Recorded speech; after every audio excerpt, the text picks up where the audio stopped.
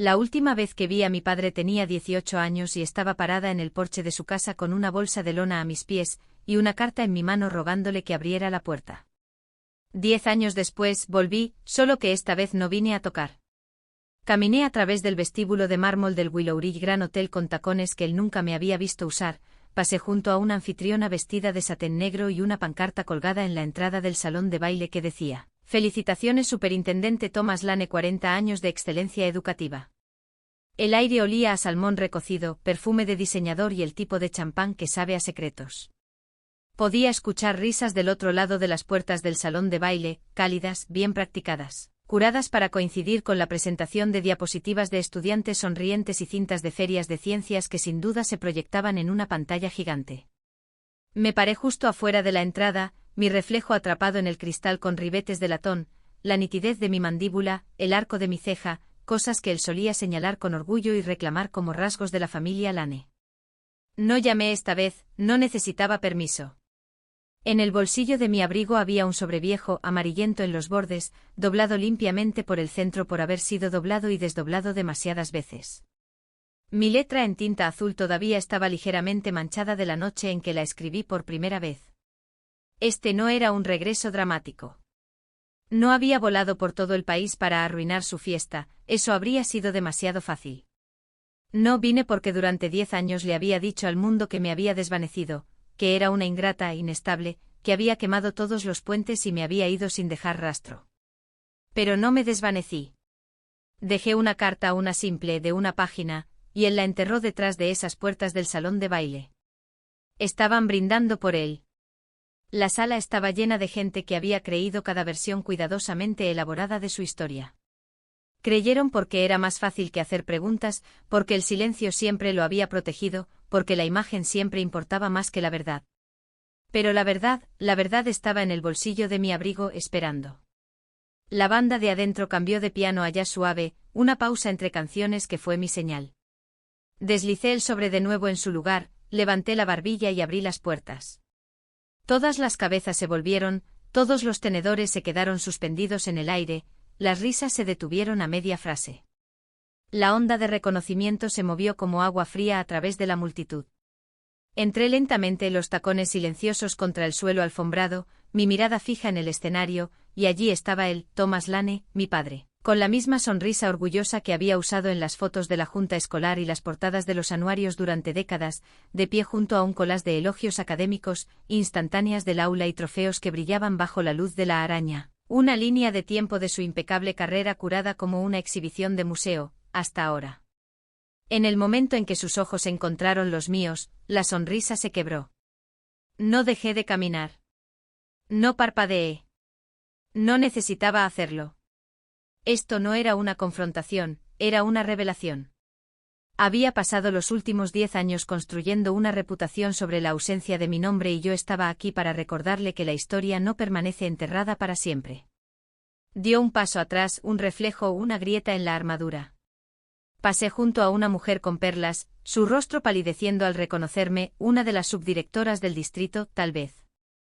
Otra sonrió torpemente sin saber si saludarme o fingir que no existía. No dije ni una palabra, todavía no.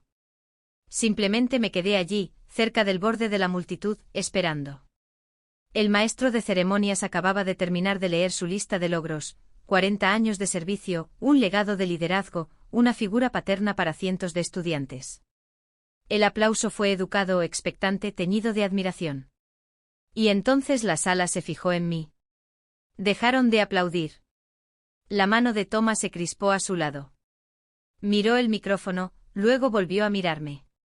Incliné la cabeza ligeramente, un pequeño gesto, lo suficiente para decir, no estoy aquí para montar una escena, estoy aquí para convertirte en una escena. Se dio la vuelta nervioso, haciendo señas a alguien fuera del escenario para que las cosas siguieran adelante, pero ya era demasiado tarde. La onda expansiva había comenzado. Los susurros llenaron el silencio que no podía controlar. Y yo solo esperé porque esto no se trataba de venganza, se trataba de que la verdad finalmente fuera más fuerte que una mentira. Hubo un tiempo en que mi padre solía llamarme su niña de oro. En las cenas del distrito escolar, las noches de premios de la Asociación de Padres y Maestros, y los retiros de la Junta de Educación, me daba palmaditas en la espalda, sonreía con orgullo y decía, esa es Harper, la mejor de su clase. Futura abogada de Yale, tal como lo planeamos. La gente asentía y sonreía, diciéndole lo afortunado que era. Y lo era siempre y cuando yo siguiera el guión.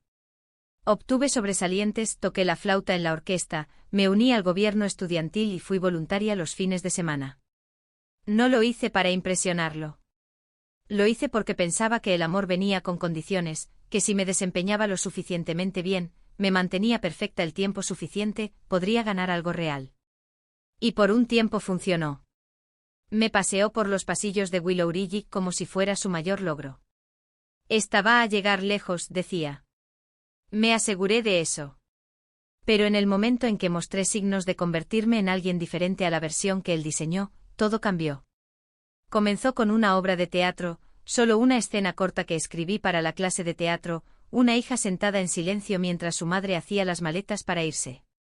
Mi maestro la inscribió en un concurso regional sin decírmelo. Gané. El premio era una beca completa para el intensivo de verano de jóvenes dramaturgos de Juilliard. Tenía 17 años. Esperé 2 días para decírselo. Estábamos comiendo espaguetis. Él estaba calificando trabajos. Traté de mantener mi voz firme. Papá, es teatro pero es serio, es real. Juilliard, me eligieron. No levantó la vista. Giró su tenedor, asintió una vez y luego dijo, no te crié para perseguir sueños. Luego empujó su silla hacia atrás y se levantó de la mesa. Sin gritos, sin portazos, solo ausencia. Ausencia fría y deliberada. Al día siguiente la luz de la cocina permaneció apagada durante el desayuno. En la cena apenas reconoció que yo estaba allí. Nunca volvió a mencionar Juilliard. Pero no dejé de escribir. Seguí adelante en silencio. Ensayé escenas en el auditorio vacío después de la escuela. Conseguí un trabajo de medio tiempo en una librería usando el nombre de una amiga para que no apareciera en sus impuestos. Investigué FAFSA por mi cuenta, envié un correo electrónico al director del programa, confirmé el alojamiento. Solicité a la universidad directamente. Lo hice todo sola. Para la primavera, tenía una asignación de dormitorio en Manhattan y un boleto de tren de ida. El día que me fui doblé la carta cuidadosamente, una página escrita a mano, sin dramatismo. Escribí, te amo, solo necesito espacio para pensar. Volveré a casa el domingo. No estaba huyendo, estaba tomando una decisión, una suave, una respetuosa. El tren salió de la estación de Willerich a las 7:05 de la mañana. No lloré. Pensé que estaría molesto, tal vez incluso furioso, pero en el fondo creía que después de 2 días, después de leer esa carta, estaría esperándome en el porche con los brazos cruzados y los ojos llenos de alivio cansado. Ensayé lo que diría durante todo el viaje de regreso. Lo siento si te asusté, solo necesitaba respirar, no me rindo, estoy tratando de encontrarme a mí misma. Cuando el tren volvió a la ciudad el domingo por la tarde, me sentí nerviosa pero esperanzada. Subí la colina hacia nuestra casa, maleta en mano, con los mismos jeans con los que me había ido. La luz del porche estaba apagada. Esa debería haber sido la primera señal. Mi llave no encajaba. La moví, luego me detuve. La cerradura había sido cambiada. Toqué el timbre, llamé, esperé. Nada. Llamé a su teléfono, buzón de voz. Llamé al de mamá, desconectado. Entonces lo vi sentado cuidadosamente junto al columpio del porche, mi maleta cerrada, una bolsa de plástico encima con mi certificado de nacimiento, mi tarjeta de seguro social y una nota adhesiva amarilla. Tomaste tu decisión. Buena suerte. Mis manos se enfriaron. Me senté en los escalones y miré la puerta. Nunca se abrió. Los vecinos pasaban. Algunos miraban hacia otro lado. Otros disminuían la velocidad. Lo vi en sus ojos, lástima, juicio, acuerdo. Sabían que el silencio alrededor de la casa era demasiado limpio, demasiado practicado. No estaban asustados, se habían preparado para esto. Y la puerta, nunca estuvo destinada a abrirse de nuevo. Me senté en los escalones del porche hasta que se puso el sol, todavía sosteniendo mi carta como si significara algo, todavía medio esperando que la luz del porche parpadeara, todavía esperando que la puerta se abriera y alguien, cualquiera, dijera que esto era solo un malentendido. Pero la casa permaneció oscura, la calle permaneció en silencio y mis padres se quedaron fuera. 2 días después estaba acostada en el sofá de Lie, mi mejor amiga, la única que contestó el teléfono, desplazándome sin rumbo por Facebook, tratando de convencerme de que todo esto era una especie de sueño febril. Fue entonces cuando lo vi, una actualización de estado de mi tía, pública, ruidosa, condenatoria. Por favor, oren por nuestra familia. Harper se ha escapado. Dejó una nota de odio. Tememos que esté con alguien peligroso. Contuve la respiración. Mi estómago se convirtió en hielo. Hice clic en los comentarios. Lo siento mucho orando por ti, siempre pareció tener problemas, espero que la encuentren. Comentario tras comentario, extraños pintando el retrato de una chica que ni siquiera reconocía. Peligrosa, inestable, perdida. No solo había sido abandonada, había sido borrada. La carta que dejé no tenía ira ni malicia, solo una salida suave, una pausa temporal. Pero mi padre había reescrito el final, había entregado una versión que lo convertía a él en la víctima y a mí en el problema. Mi mamá bloqueó mi número. Mi antiguo profesor de teatro nunca respondió a mis correos electrónicos. Nadie de la escuela se comunicó conmigo. Ni un solo compañero de clase, ni un solo amigo de la familia. Fue como si una puerta se hubiera cerrado detrás de mí, una ciudad entera fingiendo que nunca había estado allí. Y luego llegó el golpe final. Una semana después, recibí un correo electrónico de Juilliard. No del director del programa de admisiones.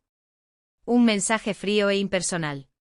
Debido a cambios en su expediente académico y la falta de entrega de transcripciones actualizadas, su lugar en el programa ha sido retirado. Sentí que el piso se derrumbaba debajo de mí. Mi padre no solo había cambiado las cerraduras, había destruido los cimientos. Se había puesto en contacto con la escuela, había manipulado mi expediente académico, me había denunciado como desaparecida o peor aún, mentalmente inestable. Mi solicitud marcada, mi oportunidad desaparecida. Todo por lo que había trabajado se desvaneció en un párrafo. Esa noche no lloré, no en voz alta. Me acurruqué en el sofá de segunda mano de Lie, usé una sudadera con capucha enrollada como almohada y aprendí a llorar en la tela sin hacer ruido. Para la tercera noche no necesitaba la sudadera con capucha. Había aprendido a llorar en silencio. La semana siguiente conseguí un trabajo en un restaurante de 24 horas en Sixth Street. No era glamoroso, pero estaba abierto. Turnos de noche en su mayoría. El tipo de lugar donde las luces zumbaban suavemente, el café nunca se acababa y nadie preguntaba por qué tenías los ojos rojos. Limpiaba pisos, tomaba todos los turnos dobles que podía, comía las tostadas sobrantes de los platos de los clientes cuando nadie miraba, usaba mis propinas para comprar cuadernos de la tienda de dólar. Seguí escribiendo escenas, monólogos, fragmentos de diálogos, cualquier cosa que me impidiera desaparecer por completo. Me inscribí en la universidad comunitaria con un plan de pago. Sin FAFSA, sin cofirmante, solo yo, una computadora portátil de segunda mano y una cuenta bancaria que nunca superaba los $50 por más de 2 días. No le dije a nadie de dónde venía. Cuando la gente me preguntaba por mis padres, simplemente decía, están en el este. Técnicamente cierto. Emocionalmente se habían ido. Lo que dolía más que el silencio era lo fácil que era para todos aceptarlo. Nadie hacía preguntas, nadie me buscaba, nadie publicaba una foto de desaparecida ni presentaba un informe. Era como si nunca hubiera pertenecido a ese lugar. Pero lentamente, pieza por pieza, comencé a reconstruir. Clases nocturnas y dramaturgia, trabajos de iluminación en espectáculos fuera de Broadway. Un teatro black box en el centro me dio 3 noches para probar un espectáculo unipersonal que escribí llamado No escrito. Solo vinieron 10 personas, pero una de ellas era una columnista del New Yorker que escribía un artículo sobre el distanciamiento. Me entrevistó. El artículo se tituló La verdad que enterramos. No nombraba a mi padre, no mencionaba el distrito, pero lo sabía. 3 días después de su publicación, alguien intentó restablecer la contraseña de mi correo electrónico. Fallaron, pero no necesitaba un nombre en una pantalla para saber quién era. Lo leyó. Sabía que todavía estaba aquí afuera, viva, prosperando y ya no escondida. No esperaba que el artículo cambiara nada. No lo publiqué para demostrar algo. Lo escribí porque por primera vez en años, alguien me preguntó qué había pasado realmente y esperó la respuesta. Fue crudo, sin pulir, solo la verdad. Pero la verdad tiene una forma de resonar, especialmente cuando ha sido enterrada durante demasiado tiempo. Para entonces vivía en un estudio en Brooklyn, tan pequeño que la cocina estaba prácticamente en mi cama. Tenía un colchón en el suelo, una estantería hecha de cajas de leche y una planta llamada Leo que seguía muriendo y volviendo. No era rica, no era famosa, pero la vida que estaba construyendo era mía. Tenía amigos que conocían la historia real. Tenía espectáculos que llevaban mi nombre. Tenía una bandeja de entrada llena de pequeños teatros preguntando si podía enviarles guiones. Y sin embargo, cada vez que el viento golpeaba la escalera de incendios o mi teléfono sonaba con una llamada bloqueada, me congelaba, porque el silencio de mi hogar, de 10 años de espesor, seguía siendo el sonido más fuerte de mi vida. Hasta que Jessa me envió un mensaje. Jessa, mi prima, la salvaje, la chica que se escabullía cigarrillos en la escuela secundaria y se tiñó una mecha rosa en el pelo la noche antes del baile de graduación. No habíamos hablado desde que tenía 17 años. Ella también había creído la historia, como el resto de ellos. Pero esa noche envió 6 palabras que hicieron temblar mis manos. Encontré algo. Es sobre ti. No respondí de inmediato. Miré la pantalla como si pudiera desvanecerse. Pasaron 3 días antes de que cogiera el teléfono y la llamara. Su voz se quebró en el momento en que respondió. Lo siento, nunca me comuniqué contigo. Le creí. Todos lo hicimos. Me dijo que había estado ayudando a su papá a limpiar su ático, viejas declaraciones de impuestos, decoraciones navideñas mohosas, polvorientas manualidades de jardín de infantes de cuando su mamá solía enseñar. Y luego en el fondo de una caja de cartón, envuelta en una bolsa Ziploc, encontró un sobresellado. Mi nombre en el frente. Mi letra. Tinta azul. La carta. La que dejé en la mesa de la cocina. La que decía, te amo, solo necesito espacio. Volveré a casa algún día. Sin ira, sin rebelión, sin amenazas, solo la voz de una niña asustada que rogaba por comprensión. La abrió. La leyó. Y de repente todo lo que le habían contado durante 10 años se derrumbó. Su padre, mi tío, trató de restarle importancia. Oh, esa vieja cosa. Pero ella sabía más. Sabía lo que significaba. Que mi padre no solo había mentido, me había robado mi verdad, la había escondido en un ático como algo vergonzoso, y la había reemplazado con una versión que lo convertía en el mártir. Esa noche Jessa escaneó la carta y me la envió por correo electrónico. La imprimí, alisé los pliegues con dedos temblorosos y me quedé mirando. No sé cuánto tiempo estuve sentada allí. Fue como encontrar la última pieza del rompecabezas de una imagen que no estaba segura de que existiera. Todo el gaslighting, todos los años que me dijeron que era inestable, dramática, difícil, que había elegido desaparecer, y aquí estaba la prueba. Nunca había desaparecido, solo había sido silenciada. La carta estuvo en mi escritorio durante días, junto a una vela quemada y una taza de café a medio terminar. Al principio no sabía qué hacer con ella. Pensé que tal vez se la enviaría a la junta escolar de forma anónima o la publicaría en línea, pero nada de eso me parecía bien. Entonces la invitación llegó a las redes sociales. Un volante con borde dorado, fuente cursiva. Únase a nosotros para celebrar la jubilación del superintendente Thomas Lane. 40 años de servicio. Un legado de liderazgo. Un padre para nuestra comunidad. Esa palabra, padre, apuñalaba más fuerte que cualquier insulto, porque no solo me había fallado, me había borrado. No lloré. No grité. Solo miré la carta en mi mano y pensé, enterraste la verdad. Voy a desenterrarla delante de todos. Respondí usando mi segundo nombre, Elaine. Un invitado sin acompañante, sin solicitud de comida especial. No necesitaba respaldo. Tenía la verdad. 2 horas antes de la gala, estaba parada en el mismo porche donde una vez me había sentado con los ojos hinchados y las manos temblorosas, esperando una puerta que nunca se abrió. La pintura se estaba descascarando ahora, los arbustos estaban cubiertos de maleza, la alfombra de bienvenida había desaparecido. Ya no se sentía como un hogar, solo una estructura llena de fantasmas. No vine por un cierre. No vine por perdón. Vine porque necesitaba saber, no de él, de ella. Toqué el timbre. Sin respuesta. Me di la vuelta para irme, mi abrigo atrapado por el viento, y entonces escuché el crujido. La puerta se entreabrió 2 pulgadas, luego más, y allí estaba ella. Meredith Lane, mi madre. Mayor ahora, más pequeña, su cabello gris recogido en un moño cansado, su suéter demasiado grande para sus hombros, como si la vida la hubiera oprimido centímetro a centímetro. Sus ojos se posaron en los míos y por un momento algo brilló, reconocimiento, culpa, tal vez incluso alivio. Abrió la boca. Harper susurró como si el nombre le quemara la garganta. No lloré. No me inmuté. Hice una pregunta. ¿Lo sabías? No preguntó a qué me refería. No necesitaba hacerlo. Salió agarrando su cardigan con fuerza alrededor de su pecho, y se sentó en el columpio del porche. Yo me quedé de pie. Me había ganado el derecho a estar de pie.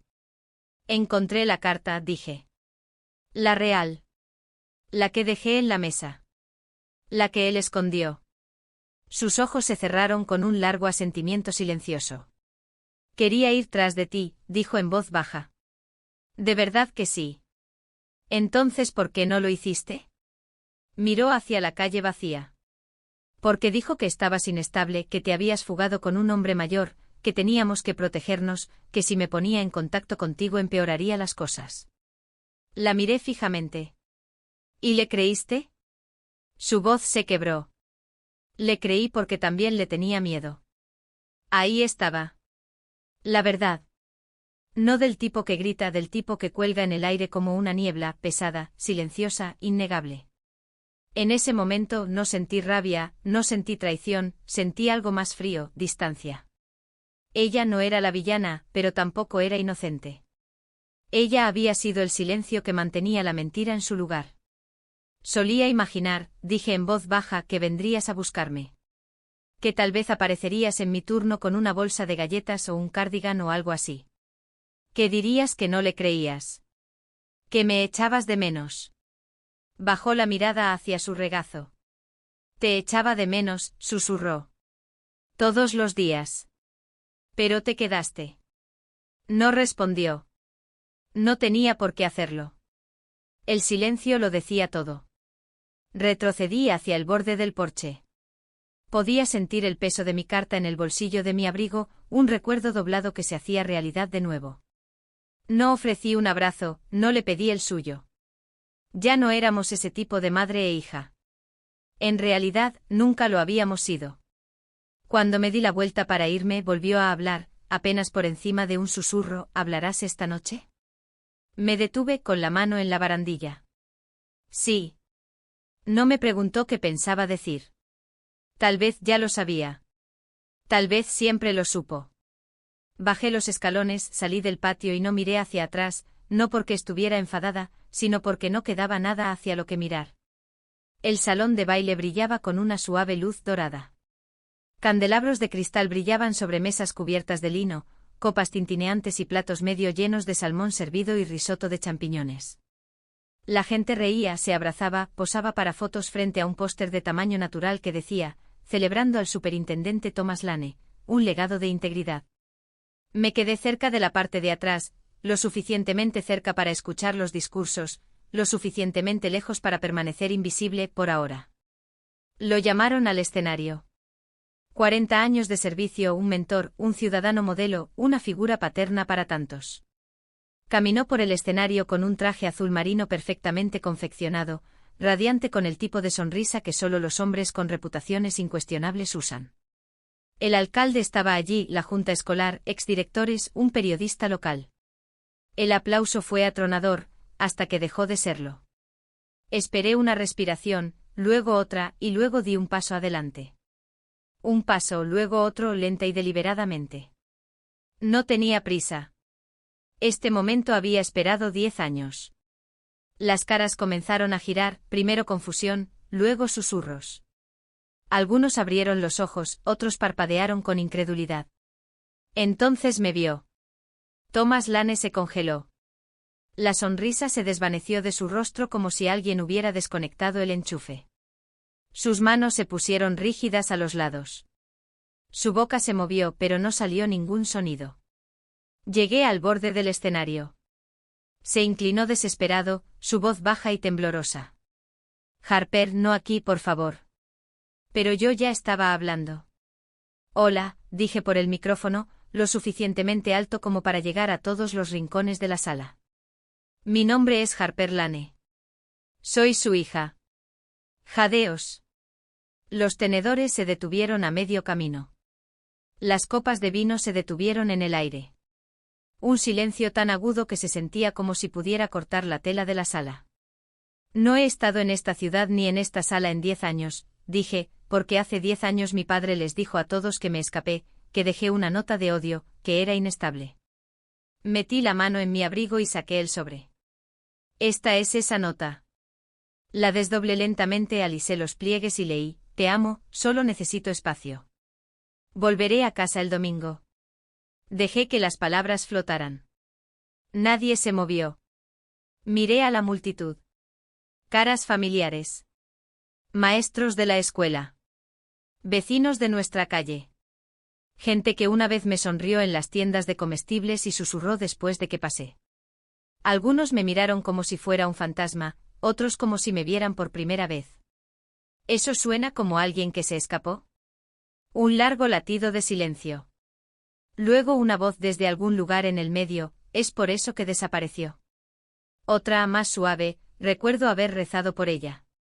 Y entonces Jessa se puso de pie. Levantó su teléfono.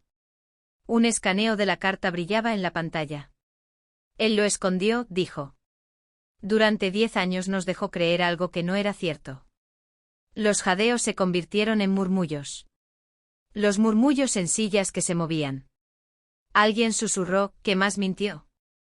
Thomas se acercó al micrófono. Hay más en la historia, dijo con voz temblorosa. Levanté una mano. No. Lo miré a los ojos. Contaste tu versión durante 10 años. Esta es la mía.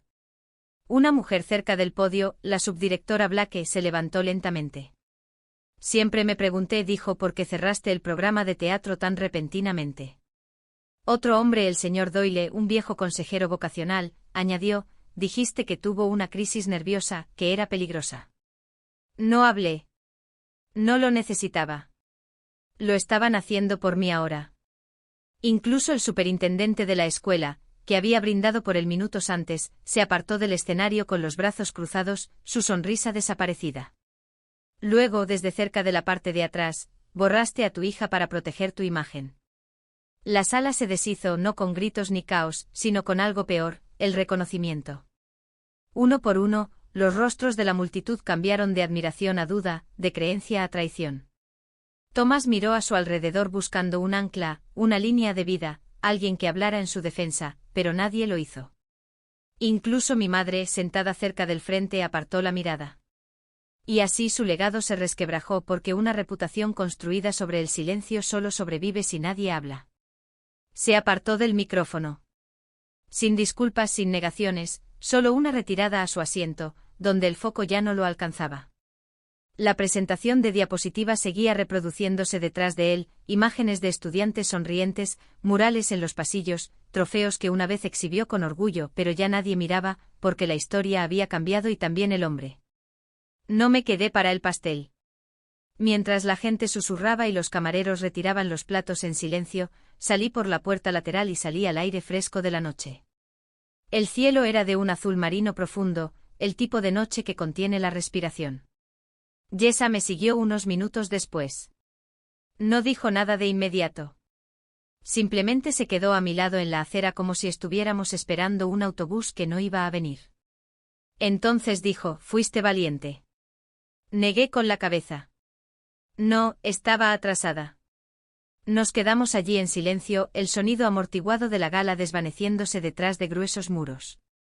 Se sentía como estar parado afuera de un funeral, excepto que nadie había muerto. Simplemente habían sido vistos por lo que realmente eran. Creo, dije lentamente, que pasé años solo queriendo que alguien me creyera. Bajé la vista hacia el sobre, todavía en mi mano, y me di cuenta de que no necesitaba creencia. Necesitaba que el silencio se detuviera. Yesa asintió.